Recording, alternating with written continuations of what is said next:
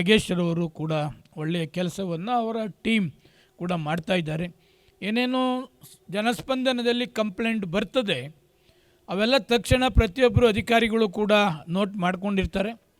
ನಾನು ಕೂಡ ಮತ್ತೊಂದು ಸಭೆನೂ ಕೂಡ ಮಾಡ್ತೀನಿ. ಅದರಲ್ಲಿ ಯಾವುದು ನಾವೇ ಅದನ್ನು ವಿಸಿಟ್ ಮಾಡಬೇಕು, ಅದನ್ನು ನಾನೇ ಕೂಡ ಖುದ್ದಾಗಿ ವಿಸಿಟ್ ಮಾಡಿ ಅದಕ್ಕೇನು ಬೇಕು ಗೈಡೆನ್ಸು ಅನುದಾನ ಇದ್ದರೆ ಅದಕ್ಕೆ ಕೊಡ್ತಕ್ಕಂಥದ್ದು. ಈಗ ಸದ್ಯಕ್ಕೆ ಸರ್ಕಾರನೂ ಕೂಡ ಅನುದಾನವನ್ನು ಮುಖ್ಯಮಂತ್ರಿಗಳು ಬಿಡುಗಡೆ ಮಾಡಿದ್ದಾರೆ. ಸದ್ಯಕ್ಕೆ ನಮ್ಮ ಕ್ಷೇತ್ರದಲ್ಲಿ ಡಾಂಬರೀಕರಣಕ್ಕಾಗಲಿ ಮತ್ತೊಂದಕ್ಕಾಗಲಿ ಯಾವುದೂ ಕೂಡ ಅನುದಾನಕ್ಕೆ ಕೊರತೆ ಇಲ್ಲ. ಈಗ ವೈಟ್ ಟಾಪಿಂಗು ಕೂಡ ಸುಮಾರು 600 ಕೋಟಿ ಹಣವನ್ನು ನಮ್ಮ ಕ್ಷೇತ್ರಕ್ಕೆ ಕೇಳಿದ್ದೇನೆ. ಅದು ಪ್ರೋಸೆಸ್ಸು ಕೂಡ ಆಗ್ತಿದೆ. ಅದೆಲ್ಲ ಆದಮೇಲೆ ನಮಗೆ ಎಷ್ಟು ಅನುದಾನವನ್ನು ಕೊಡ್ಬೋದು, ಯಾವ ರಸ್ತೆಯನ್ನು ವೈಟ್ ಟಾಪಿಂಗ್ ಮಾಡ್ಬೋದು ಅಂತಕ್ಕಂಥದ್ದನ್ನು ಕೂಡ ನಮ್ಮ ಕ್ಷೇತ್ರಕ್ಕೆ ಬಿಡುಗಡೆ ಮಾಡ್ತಕ್ಕಂಥದ್ದಕ್ಕೆ ಸದ್ಯದಲ್ಲಿ ಚಾಲನೆಯನ್ನು ಕೂಡ ಕೊಡ್ತಾರೆ. ಕೆಂಗೇರಿ ಉಪನಗರ ಬ್ರಿಡ್ಜು ಅದನ್ನು ಕೂಡ ಸುಮಾರು ದಿವಸದಿಂದ ನಡೀತಾ ಇತ್ತು. ಈಗ ರೈಲ್ವೆ ಡಿಪಾರ್ಟ್ಮೆಂಟ್ ಮತ್ತು ನಮ್ಮ GBA ಅವರಿಬ್ಬರು ಕೂಡ ಜಂಟಿ ಸಮೀಕ್ಷೆ ಆಯಿತು.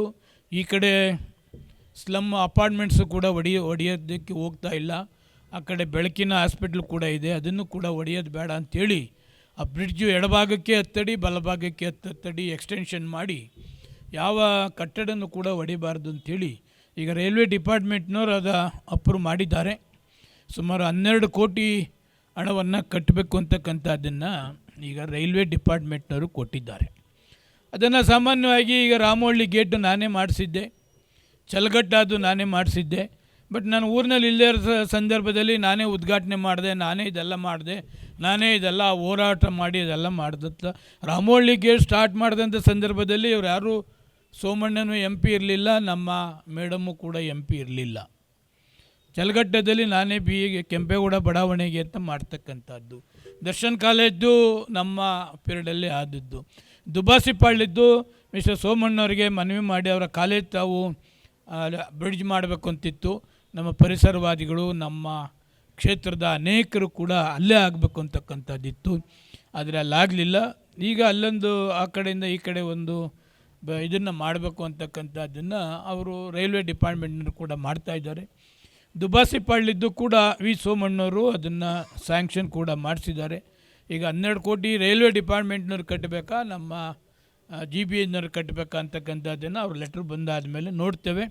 ಅದೊಂದು ಕೆಂಗೇರಿ ಉಪನಗರದ ಬ್ರಿಡ್ಜು 12 ಕೋಟಿ ಕಟ್ಟಿ ಅದು ದೊಡ್ಡದಾದರೆ ಬಹುಶಃ ಕೆಂಗೇರಿ ಉಪನಗರಕ್ಕೆ ಹೋಗ್ತಕ್ಕಂಥದ್ದು ಬರ್ತಕ್ಕಂಥದ್ದಕ್ಕೆ ಕೂಡ 100ಕ್ಕೆ 100 ನಮಗೆ ಟ್ರಾಫಿಕ್ಕು ಕಂಟ್ರೋಲ್ ಆಗ್ತದೆ. ಕೆಂಗೇರಿ ಗಣೇಶ ಫೀಲ್ಡು ಈಗ ಕಾರ್ಪೊರೇಷನಿಂದ 5 ಕೋಟಿ ಅನುದಾನನ ಬಿಡುಗಡೆ ಮಾಡಿಸಿದ್ದೇವೆ. ಆ ಕಂಪ್ಲೀಟ್ ಗಣೇಶ ಫೀಲ್ಡ್ನ ಡೆವಲಪ್ಮೆಂಟ್ ಮಾಡ್ತಕ್ಕಂಥದ್ದು, ಸುತ್ತ ಫೆನ್ಸಿಂಗ್ ಆಗ್ತಕ್ಕಂಥದ್ದು, ಡೋರ್ನ ನಮ್ಮ ಎಂಟ್ರೆನ್ಸ್ ಗೇಟ್ನ ಅಳವಡಿಸ್ತಕ್ಕಂಥದ್ದು, ಒಂದು ಆಡಿಟೋರಿಯಮಲ್ಲಿ ಮಾಡ್ತಕ್ಕಂಥದ್ದು. ಈಗ ಕಾರ್ಪೊರೇಷನ್ನಿಂದ 5 ಕೋಟಿ ಹಣವನ್ನು ಅದಕ್ಕೆ ಬಿಡುಗಡೆ ಮಾಡಿಸಿದ್ದೇವೆ. ಈಗ ಆಲ್ರೆಡಿ ಇಂಜಿನಿಯರ್ಸು ಮತ್ತು ಕೆಂಗೇರಿಯ ಆ ಲೋಕಲ್ ಲೀಡರ್ಸು ಜೊತೆಗೆ 4,91,00,000 ಆ ಫೀಲ್ಡ್ಗೆ ಕಟ್ಟಬೇಕಾಯಿತು. ಕಾರ್ಪೊರೇಷನ್ನಿಂದ BDAಗೆ ಹಣವನ್ನು ಕಟ್ಟಿಸಿದ್ದೇವೆ. ಈಗ ಪರ್ಮನೆಂಟಾಗೆ ಗಣೇಶ ಫೀಲ್ಡ್ ಆಗಿ ಉಳಿತದೆ. BDA ಅಂತ ಇಲ್ಲ, ಈಗ ಗ್ರೇಟರ್ ಬೆಂಗಳೂರಿಗೆ ಅದು ಸೇರ್ತದೆ. ಗ್ರೇಟರ್ ಬೆಂಗಳೂರು ಕೂಡ ಡೆವಲಪ್ಮೆಂಟ್ಗೆ 5 ಕೋಟಿ ಹಣವನ್ನು ಕೂಡ ಬಿಡುಗಡೆಯನ್ನು ಮಾಡ್ತಾಯಿದ್ದಾರೆ. ನಮ್ಮ ಸೋಮಣ್ಣರ ಕಾಲೇಜ್ ಹಿಂದ್ಗಡೆ ಅದನ್ನು ನಾವು ಕಾಲೇಜ್ ಕಟ್ಟಬೇಕು ಅಂತಕ್ಕಂಥದ್ದಿತ್ತು. ನಾನು ಆ ಕಾರಣಗಳಿಂದ ಅದು ಕಟ್ಟಲಿಕ್ಕೆ ಆಗಲಿಲ್ಲ. ಈಗ ಅಲ್ಲಿ ಫೀಲ್ಡ್ ಮಾಡಬೇಕು ಅಂತಕ್ಕಂಥದ್ದನ್ನು ಕೂಡ ತೀರ್ಮಾನ ಆಗಿದೆ. ಸೋಮಣ್ಣವ್ರ ಕಾಲೇಜ್ನವರು ಯೂಸ್ ಮಾಡ್ಕೋಬೋದು, ನಮ್ಮ ಸುತ್ತಮುತ್ತರು ಏರಿಯಾದವರೆಲ್ಲ ಕೂಡ ಅದನ್ನು ಕೂಡ ಫೀಲ್ಡ್ ಮಾಡ್ತಕ್ಕಂಥದ್ದಕ್ಕೆ ಮತ್ತು ಪ್ಲೇಗ್ರೌಂಡ್ ಮಾಡ್ತಕ್ಕಂಥದ್ದಕ್ಕೂ ಕೂಡ ಚಾಲನೆಯನ್ನು ಮಾಡ್ತೇವೆ. ಗಣೇಶ ಫೀಲ್ಡ್ ಒಂದು ಕಡೆ ಇರ್ತದೆ, ಸೋಮಣ್ಣ ಕಾಲೇಜ್ ಹಿಂಭಾಗ ಇರ್ತಕ್ಕಂಥದ್ದನ್ನು ಕೂಡ ಒಳಗೆರೆಹಳ್ಳಿ ಫೀಲ್ಡ್ ಅಂತೇಳಿ ಅದನ್ನು ಕೂಡ ಅದು ಮಾಡಬೇಕು ಅಂತಕ್ಕಂಥದ್ದು ಕೂಡ ಚಿಂತನೆ ಇತ್ತು. ಅದಕ್ಕೆ KR ಪೇಟೆ ಕೃಷ್ಣರವರ ಹೆಸರನ್ನು ಕೂಡ ಅದಕ್ಕೆ ಮೆನ್ಷನ್ ಮಾಡಿ ಅದಕ್ಕೆ ಪರ್ಮನೆಂಟಾಗೆ ಫೀಲ್ಡನ್ನು ಮಾಡ್ತಕ್ಕಂಥದ್ದಕ್ಕೆ ಕೂಡ ಈಗ ಸೋಮಣ್ಣರ ಕಾಲೇಜ್ ಒಂದು ಆ ಕಡೆಯಿಂದ ಈ ಕಡೆಗೆ ಒಂದು ಓವರ್ ಬ್ರಿಡ್ಜ್ ಆಗ್ತದೆ. ದುಬಾಸಿಪಾಳ್ಯದೊಂದು ಆಗ್ತದೆ, ಟೆಂಡರ್ ಕೂಡ ಮಾಡಿದ್ದಾರೆ. ಕೆಂಗೇರಿದು ಒಂದು ಆದರೆ ಮಿಕ್ಕ ದರ್ಶನ್ ಕಾಲೇಜು ಇದರಲ್ಲಿ ಒಂದು ಆಗ್ತದೆ.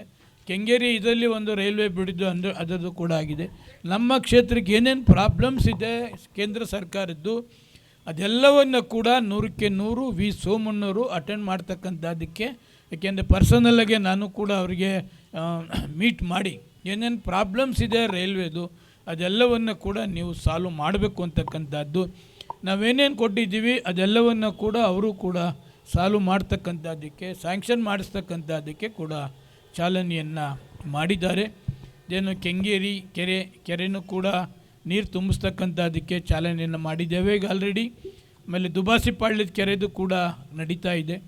ಅದನ್ನು ಕೂಡ ಸದ್ಯದಲ್ಲೇ ರೈಲ್ವೆ ಪರ್ಮಿಷನ್ ಕೊಟ್ಟರೆ ಆ ದುಬಾಸಿಪಾಳ್ಯದ ಕೆರೆಗೂ ಕೂಡ ನೀರು ತುಂಬಿಸ್ತಕ್ಕಂಥದ್ದಕ್ಕೆ ಕೂಡ ಮಾಡ್ತೇವೆ. ಗಾಂಧಿನಗರ ಕೆರೆದು ಸುಮಾರು 9 ಕೋಟಿದು ಕೆಲಸ ನಡೀತಾ ಇದೆ, ಫೈನಲ್ ಹಂತಕ್ಕೆ ಬಂದಿದೆ. ಅದಾದಮೇಲೆ ಅದಕ್ಕೂ ನೀರು ತುಂಬಿಸ್ತಕ್ಕಂಥದ್ದು. ಯಾವಾಗಲೂ ನೀರಿದ್ದರೆ ಬೋರ್ವೆಲ್ಸ್ ಮತ್ತು ಇದಕ್ಕೆ ತೊಂದರೆ ಇಲ್ಲೇ ಇರತಕ್ಕಂಥ ರೀತಿಯಲ್ಲಿ ಏನೇನು ಪ್ಲ್ಯಾನ್ ಮಾಡಬೇಕು ಅದೆಲ್ಲವನ್ನು ಕೂಡ ಮಾಡ್ತಕ್ಕಂಥದ್ದಕ್ಕೆ ಚಾಲನೆಯನ್ನು ಮಾಡ್ತೇವೆ. ಯಾವುದಾದ್ರು ಪ್ರಾಬ್ಲಮ್ಸ್ ಇದೆ ಅದೆಲ್ಲವನ್ನು ಕೂಡ ನಮಗೆ ಅಧಿಕಾರಿಗಳು ಎಲ್ಲ ಕೂಡ ನೋಟ್ ಮಾಡ್ಕೊಂಡಿದ್ದಾರೆ. ಅಧಿಕಾರಿಗಳು ಮಾಡಿಕೊಂಡಂಥ ನೋಟ್ಗಳು ಎಲ್ಲವನ್ನು ಕೂಡ ಅದೇ ಬಿಡಿದು ಹೇಳಿದೆ ಅಲ್ಲೇ, ಅದೇ ನೆನ್ನೆ ಹೇಳಿದೆ ಬಿಡಿ ಅಲ್ಲ ಆಗಲೇ ನೀವು ಬರೋದಕ್ಕೇನು ಮುಂಚೆ ಹೇಳಿದ್ದೀನಿ. ಅದು ಬಿ ಡಿ ಅದು ಹೇಳಿದೆ. ಪಟ್ಟಣಗೆರೆ ಸ್ಕೂಲ್ದು ಸುಮಾರು 2 ವರ್ಷ ಸತತ ಪ್ರಯತ್ನ, ಅದು ಬಿಲ್ಡಿಂಗ್ ಬಿದ್ದೋಗಿದೆ, ಬಿದ್ದೋಗಿದೆ ಅಂತೇಳಿ ಆ ಸುಗುಣ ನಮ್ಮ ಹೆಡ್ಮಿಸ್ಟ್ರೆಸ್ ಕೂಡ ಕಂಪ್ಲೇಂಟ್ ಮಾಡ್ತಾಯಿದ್ರು. ನಾನು ಮುಖ್ಯಮಂತ್ರಿಗಳಿಗೆ ಕೂಡ ಈಗಿನ ಮುಖ್ಯಮಂತ್ರಿಗಳಿಗೆ ಕೂಡ ಮನವಿಯನ್ನು ಮಾಡಿದ್ದೆ. ನಮ್ಮ ಸ್ಕೂಲ್ದು ಪ್ರಾಬ್ಲಮ್ಸ್ ಆಗಿದೆ, ಅದಕ್ಕೆ ಅನುದಾನ ಬಿಡುಗಡೆ ಮಾಡಬೇಕು ಅಂತೇಳಿ ತಕ್ಷಣ 5 ಕೋಟಿ ಹಣವನ್ನು ಸ್ಕೂಲ್ಗೆ ಹೊಸದಾಗಿ ಕನ್ಸ್ಟ್ರಕ್ಷನ್ ಮಾಡ್ತಕ್ಕಂಥದ್ದಕ್ಕೆ ಮಾಡಿದ್ದಾರೆ. ಅದರಲ್ಲಿ ಪಟ್ಟಣಗೆರೆ ಕೂಡ ಒಂದು. ಆಮೇಲೆ ಪ್ರಥಮ ದರ್ಜೆ ಕಾಲೇಜು 5 ಎಕರೆನ ಸುಮಾರು 22 ಕೋಟಿ ಕಟ್ಟಬೇಕಾಯಿತು. 1 ಕೋಟಿ 20 ಲಕ್ಷ ಮಾತ್ರ ಕಟ್ಟಿ ಸಾಕು ಅಂತೇಳಿ ಮುಖ್ಯಮಂತ್ರಿಗಳು ಅದಕ್ಕೆ ಕ್ಯಾಬಿನೆಟಲ್ಲಿ ಆದೇಶ ಮಾಡಿದ್ರು. ಈಗ ಅವ್ರಿಗೆ ಮುಖ್ಯಮಂತ್ರಿಗಳಿಗೆ ನಾನು ಮನವಿಯನ್ನು ಮಾಡಿದ್ದೆ, ಅದು ಹೊಸದಾಗಿ ಕಾಲೇಜನ್ನು ಕಟ್ಟಬೇಕು ನಮ್ಮ ಕ್ಷೇತ್ರದಲ್ಲಿ, ಪ್ರಥಮ ದರ್ಜೆ ಕಾಲೇಜು 5 ಎಕರೆಯಲ್ಲಿ ಅಂತೇಳಿ. ಸುಮಾರು ಈಗ ಆಲ್ರೆಡಿ 10 ಕೋಟಿ ಹಣವನ್ನು ಬಿಡುಗಡೆ ಮಾಡಿದ್ದಾರೆ. ಇನ್ನು 10 ಕೋಟಿ ಹಣವನ್ನು ಅವ್ರಿಗೆ ಕೊಡಬೇಕು ಅಂತೇಳಿ ಕೇಳಿದ್ದೇನೆ. ಸದ್ಯದಲ್ಲಿ ಅದನ್ನು ಕೂಡ ಬಿಡುಗಡೆ ಮಾಡಿ ಅಂತೇಳಿ ಆದೇಶ ಮಾಡಿದ್ದಾರೆ. ಅದರಲ್ಲಿ 20 ಕೋಟಿಲಿ 15 ಕೋಟಿ ಹಣ ನಮ್ಮ ಪ್ರಥಮ ದರ್ಜೆ ಕಾಲೇಜಿಗೆ ಹೊಸದಾಗಿ ಮಾಡ್ತಕ್ಕಂಥದ್ದಕ್ಕೆ ಚಾಲನೆ ಮಾಡ್ತೇವೆ. ಇನ್ನು 5 ಕೋಟಿ ಹಣ ಯಾವುದಾದ್ರೂ ಸರ್ಕಾರಿ ಶಾಲೆಗಳು ಶಿಥಿಲ ವ್ಯವಸ್ಥೆಯಲ್ಲಿದ್ದರೆ ಅದನ್ನು ರಿಪೇರಿ ಮಾಡಿಸ್ತಕ್ಕಂಥದ್ದು, ಅದನ್ನು ಹೊಡೆದಾಕಿ ಹೊಸದಾಗಿ ಕಟ್ತಕ್ಕಂಥದ್ದನ್ನು ಕೂಡ ಮಾಡ್ತಕ್ಕಂಥದ್ದಕ್ಕೆ 5 ಕೋಟಿ ಹಣವನ್ನು ಯೂಸ್ ಮಾಡ್ತಾಯಿದ್ದೇವೆ.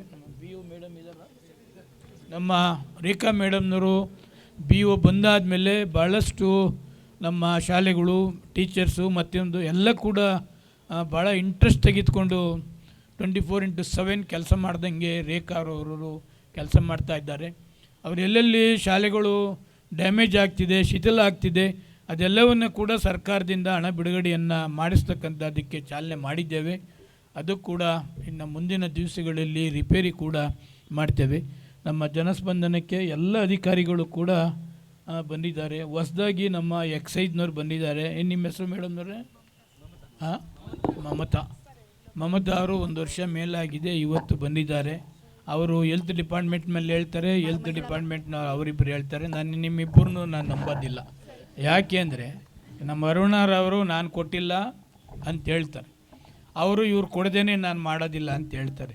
ಇಬ್ಬರು ಕೊಡದೇನೆ 36 ಬಾರು 36 ರೆಸ್ಟೋರೆಂಟ್ಗಳು ಹೆಂಗೆ ಬರ್ತವೆ ನಮ್ಮ ಯಶವಂತಪುರ ಕ್ಷೇತ್ರಕ್ಕೆ? ಶಾಸಕರ ಗಮನಕ್ಕೆ ಇಲ್ಲದೇ 36-40 ಬಾರ್ಗಳು ನಮ್ಮ ಕ್ಷೇತ್ರಕ್ಕೆ ಬರ್ತವೆ ಅಂತಂದರೆ ಇಲ್ಲ ಮೂಲ ಎಕ್ಸೈಜ್ನವ್ರು ಇರಬೇಕು, ಇಲ್ಲ ಮೂಲ ಹೆಲ್ತ್ನವ್ರು ಇರಬೇಕು. ಈಗ ನೀವೇ ನೋಡಿದ್ರೆ ಅವರು ನಮಗೆ ಗೊತ್ತಾಗಿಲ್ಲ ಅಂತಾರೆ. ನಾನು ಅಸೆಂಬ್ಲಿಲಿ ಕ್ವಶನ್ ಹಾಕಿದ್ಮೇಲೆ ನಾನು ಒಂದೇ ಒಂದು ಕ್ವಶನ್ ಹಾಕಿದ್ದೆ, ನಮ್ಮ ಕ್ಷೇತ್ರದಲ್ಲಿ CL7 CL9 ಅದನ್ನು ಕೊಟ್ಟಿದ್ದೀರಿ, ರೂಲ್ಸ್ ಏನು? ಹೊರಗಡೆ ಬಂದಂಥ ಟೂರಿಸ್ಟ್ನವ್ರಿಗೆ ಅಲ್ಲಿ ಉಳ್ಕೊಳ್ತಕ್ಕಂಥ ಅವರಿಗೆ ಊಟದ ವ್ಯವಸ್ಥೆ ಜೊತೆಗೆ ಅವ್ರೇನಾದರೂ ಕೇಳಿದ್ರೆ ಎಣ್ಣೆ ಕೊಡ್ಬೇಕು. ಕರೆಕ್ಟಾ ಮೇಡಮ್ನವ್ರೆ? ಅಲ್ವಾ? ನೀವು ಯಾವುದು CL7 CL9 ನಮ್ಮ ಕ್ಷೇತ್ರದಲ್ಲಿ ಕೊಟ್ಟಿದ್ದೀರಿ 36, ಯಾವುದು ರೂಮ್ ಇಲ್ಲ. ರೂಮ್ ಅವೇ 15 ಕೇಳ್ತೀರಿ, 12 ಕೇಳ್ತೀರಿ, 9 ಕೇಳ್ತೀರಿ. ಹಾಂ ಅಲ್ಲ ಅಲ್ಲಲ್ಲ ಇಲ್ಲೂ ನಮ್ಮ ಸ್ನೇಹಿತರು ಬಾರ್ ಆ್ಯಂಡ್ ರೆಸ್ಟೋರೆಂಟ್ಗಳು ಇಟ್ಕೊಂಡು ಅವರೇ ನೀನು ಮಾತಾಡು, ನೀನು ಎಲೆಕ್ಷನ್ ಬಂದಮೇಲೆ ನೋಡ್ತೀವಿ ಅಂತಾರೆ. ಆ ಥರದವರು ಇದ್ದಾರೆ. ಅದಕ್ಕೆ ಕಮಿಟಿಲಿ ಹಾಕಿ ನಾನೊಂದು ತೆಗೆದೆ ಅದನ್ನ, ನನಗೆ ಲಿಸ್ಟ್ ಕೊಟ್ಟಿದ್ದಾರೆ. ನಾನು ಒಂದೇ ಹೇಳೋದು, ನಮ್ಮ ಕಮಿಟಿ ಮೀಟಿಂಗ್ನಲ್ಲಿ ಈ 36 ಬಾರ್ ಆ್ಯಂಡ್ ರೆಸ್ಟೋರೆಂಟ್ CL7 ನಮ್ಮ ಕ್ಷೇತ್ರದಲ್ಲಿ ಇದ್ದಾವಲ್ಲ, ಅವತ್ತು ಒಂದೇ ಒಂದು ಮಾತ್ರ ನಾವು ವಿಸಿಟ್ ಮಾಡ್ತೀನಿ. ನಿಮ್ಗೆ ಯಾವುದು ಅಂತ ನಾನು ಹೇಳೋದಿಲ್ಲ. ನಿಮ್ಮ ನಾರಮ್ಸ್ ಏನಿರ್ತದೆ 15, 19 ಎಲ್ಲವನ್ನೂ ಕೂಡ ಯಾವುದಾದ್ರು ಒಂದು ಪರ್ಫೆಕ್ಟಾಗಿದ್ದರೆ ನನಗೆ ತೋರಿಸಿ ಅಂತ. ಅಷ್ಟೊತ್ತಿಗೆ ಎಲೆಕ್ಷನ್ ಬಂತು, ಅದಾಗಲಿಲ್ಲ. ಎಲೆಕ್ಷನ್ ಆದಮೇಲೆ ಈ ನಮ್ಮ